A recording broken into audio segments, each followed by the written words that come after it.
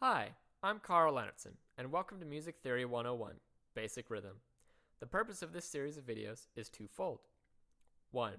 I believe that education should be as free and as accessible as possible. Knowledge should not be kept from those without the capital to acquire it.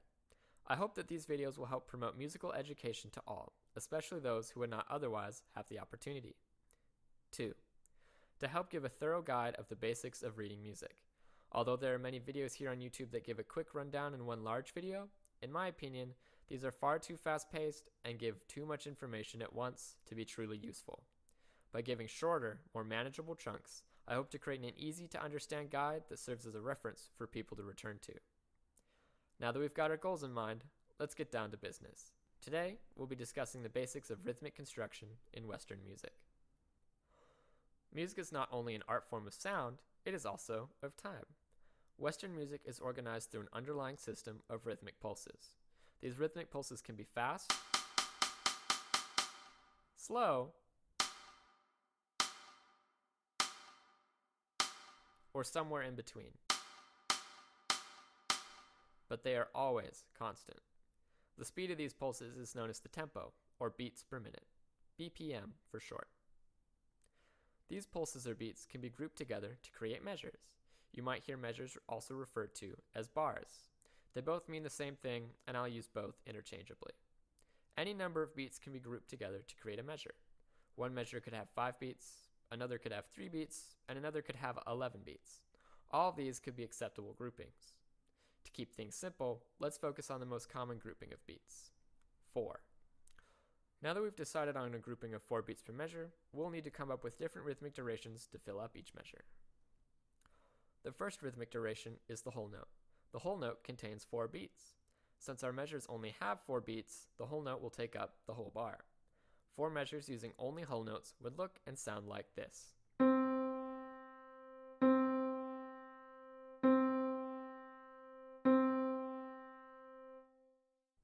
Note: these lines in between our whole notes are what we call bar lines and help us know when one bar has ended and when another has begun.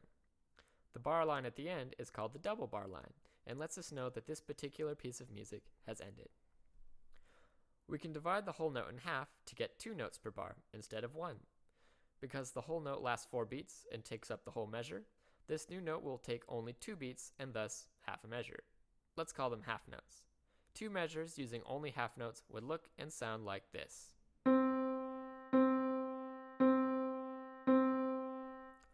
Just as we did before, we can divide our half notes in half once again to get 4 notes per bar instead of 2. Because the half notes take only 2 beats and a half of a measure, this new note will need 1 beat and 1/4 of the measure. As you may have guessed, because these notes only take up a quarter of the measure, we'll call them quarter notes. A single measure of quarter notes would look and sound like this. We can continue this process of dividing note values in half to get eighth notes, which only take up a half beat and an eighth of a measure, and 16th notes, which take up a quarter of a beat and a 16th of a measure. In fact, this method of dividing in half can go on indefinitely to produce 32nd notes, 64th notes, 128th notes, and so on. However, most music you will ever see or listen to will only contain whole notes through 16th notes. It's important to understand that music is not just all sound all the time. There are also moments of silence. We represent these moments of silence through rests. Each note value, whole, half, quarter, eighth, 16th, etc., has its own equivalent rest value. These rests function identically to their rhythmic counterparts, with the exception that they produce silence rather than sound. Here's an example of alternating half notes and half note rests for 4 bars.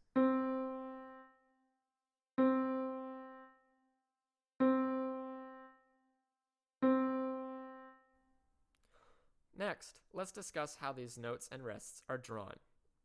A whole note is simply an ellipse without the center filled in. For a half note, simply add a vertical stem. Note: if the stem is pointing upward, it will be on the right-hand side, like a lowercase d. If the stem is pointing downward, it will be on the left-hand side, like a lowercase p. For a quarter note, we fill in the ellipse. For each rhythmic division after, we continue to add flags to the stem. If multiple eighth notes, sixteenths, etc. are next to one another, they can be beamed together as shown. For rests, this process is slightly less intuitive. Whole rests are top hats facing downward. Half rets are top hats facing upward. Quarter rests are drawn like this. Eighth notes are represented by a backslash with a leftward facing swoop. For each subsequent rhythmic division after this, simply add another swoop. There are two modifications we can make to our rhythms: dots and ties. Dots add half of the original note value to the rhythm. For example, a dotted half note would get 3 beats. Why? Because a half note is 2 beats long, the dot would add half the value, which would be 1 beat. 2 beats plus 1 beat equals 3 beats, thus a dotted half note would receive 3 beats, or would be 3/4 notes long. Another example is the dotted quarter note, which would be 1.5 beats long. Because a quarter note is 1 beat long and the dot adds half the value, which would be half a beat, the total length of the dotted quarter would be 1.5 beats, or 3/8 notes long. It's important to note here that every dotted rhythm is divisible into 3 equal parts. This will become more important when we discuss time signatures in a separate video. The other rhythmic modification is the tie. Ties simply add 2 rhythmic values together. Unlike dots, this is not a specific amount each time, but relative to what rhythmic values are added together. For example, you could tie a quarter note to a whole note, 1 beat plus 4 beats, for a total of 5 beats. This is something that would be impossible to do with dotted rhythms. You can also tie any amount of different rhythmic values together. For example, you could tie 5 quarter notes together to also get a total of 5 beats. Or you could tie 2 halves, 3/4, and an eighth to get a total of 7.5 beats. Keep in mind that since the note values are added together, they are not rearticulated. They are simply sustained for the entirety of the total value of the tied notes. The last thing we need to discuss is how to count these rhythms. Remember, a measure could have any amounts of beats or pulses equal to or greater than 1. For simplicity's sake, we'll use 4 beats in our measures, but keep in mind that our measures could just as easily have 5 beats, 7 beats, or whatever other number you would like. The first thing we'll do is count each beat sequentially. A bar of 4 beats with 4 quarter notes would sound like this: 1, 2, 3, 4. If the rhythm lasts longer than 1 beat, such as a half note, a whole note, or even a tied rhythm, we need to sustain the sound. A measure with a half note and 2 quarters tied together, followed by a measure with a whole note, would be counted like this: 1, 3, 1. For eighth notes, we use the word "and" when they fall in between beats. We use a plus sign rather than writing out the whole word. If the eighth note falls on the beat, we'll simply say the number of the beat it falls on. A measure of just eighth notes would sound like this: 1 and 2 and 3 and 4 and. 16th notes take it one step further. Like before, if the 16th note falls on the beat, we still say the number of the beat it falls on. The words for the subdivisions are e, and A bar of just 16th notes would be counted like this: 1 E and 2 E and 3 E and 4 E and Further rhythmic subdivisions, such as the 32nd note or 64th note, have no such counting vocalization. There are ways to count them, but this is out of the scope of this video.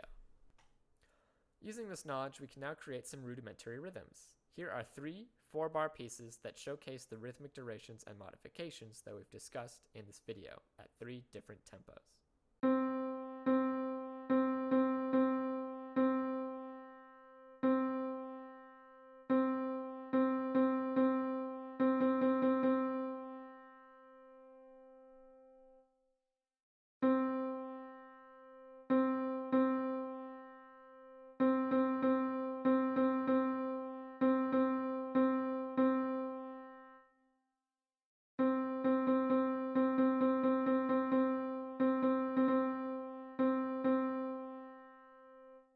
Hey, thanks for watching this video.